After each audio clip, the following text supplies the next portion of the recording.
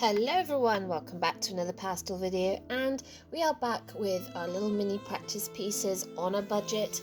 And this is another 4x3" piece of the Colourfix sanded paper. I cut into 4x3" pieces. I seem to be doing all these landscape, I have absolutely no idea.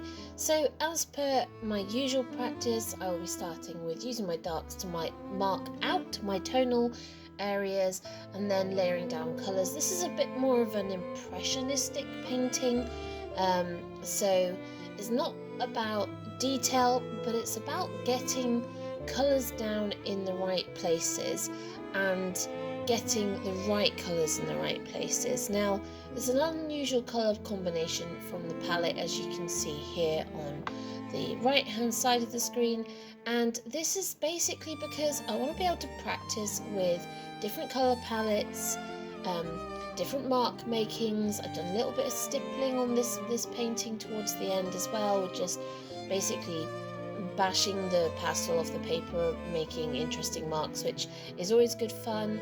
I wouldn't recommend it with pastels like Snellier or Blue Earth, because they are literally just too soft, and in the case of Snellier, too dry to be able to take that sort of wear and tear.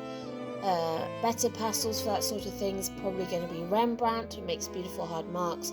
New Pastels, also another hardish pastel, and obviously Snellier, because it's kind of a middle ground between Snellier and Blue Earth and the harder New Pastel Rembrandt. So there's a good mix there, and good softnesses. But for this, yeah, it just lots of different pastels for different mark making, depending on how hard you bash them against the paper. And I don't really mean bash, but kind of stipple against the paper, and also like touching it to the paper and making the tiniest little drag mark, kind of almost like flicking your fingers up, and it makes some really interesting patterns.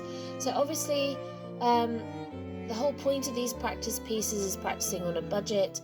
I have kept the number of pastels I'm using because it's a tiny piece.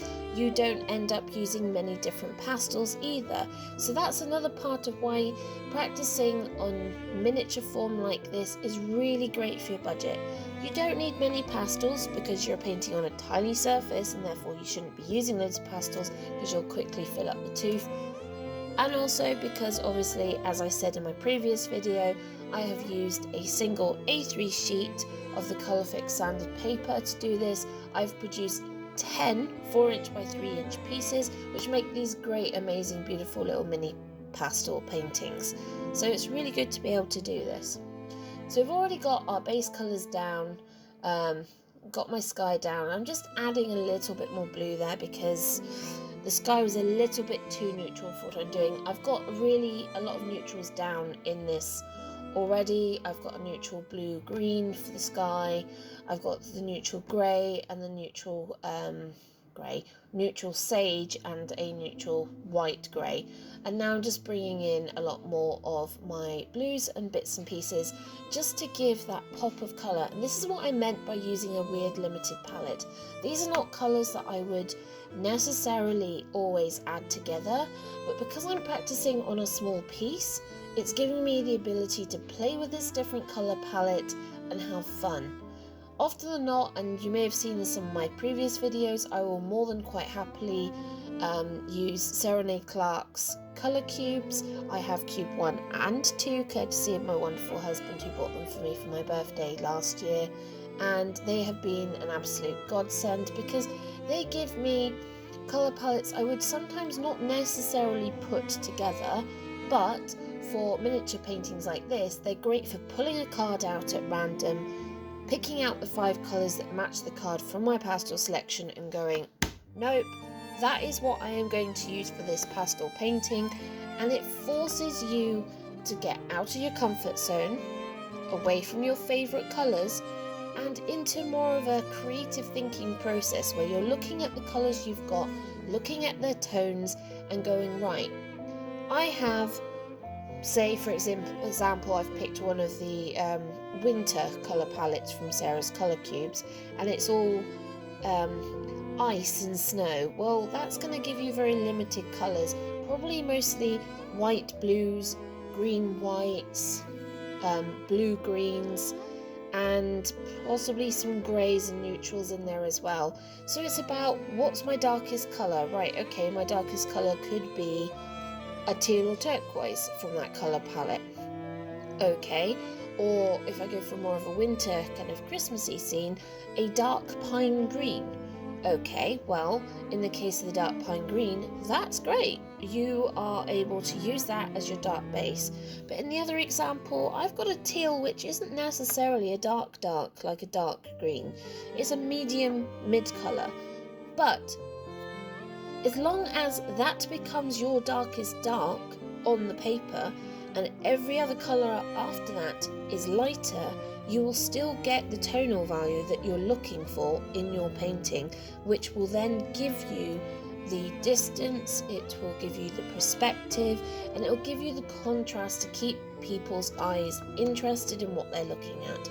It's really important to be able to take people through your painting, step by step, guide them around the canvas to where you want them to look. And you do that by using contrast, tonal value, mark making. If your marks are all going in a diagonal across the page, the user's eye is probably going to follow it from the bottom corner diagonally across to wherever you're taking it. That is the whole part and the exciting part of the process when you're painting, is you have all these tools at your fingertips, quite literally if your raw fingertips like mine is working with sand and paper, and it gives you that ability to play, experiment, have fun, and just see what you can create without the worry of having to spend a fortune. Now, I haven't used many pastels in this. I'm using a tiny piece of sanded paper, so realistically, am I going to be selling this piece? No, probably not. Probably never. But I can use it to create a bigger piece, which means it becomes a really good colour study for doing something much bigger. So it then has an extra purpose.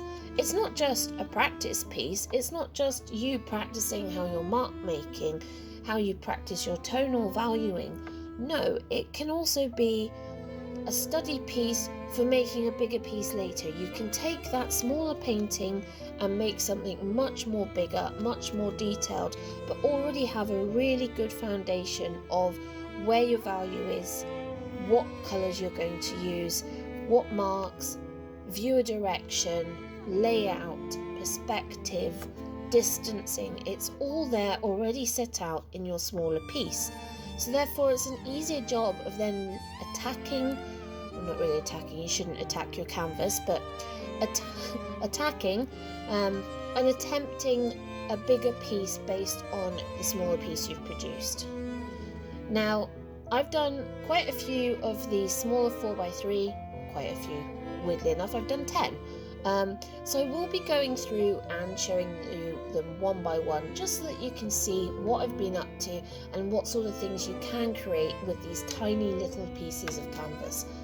They're still not canvas, they're still paper, but I keep calling them canvas because you all know what I mean by that. So hopefully you found this really useful. This is a beautiful little piece and I really enjoyed making it, and the colours are just absolutely amazing and definitely not something I would normally use. So ta-ta for now, and I'll see you all soon for the next one.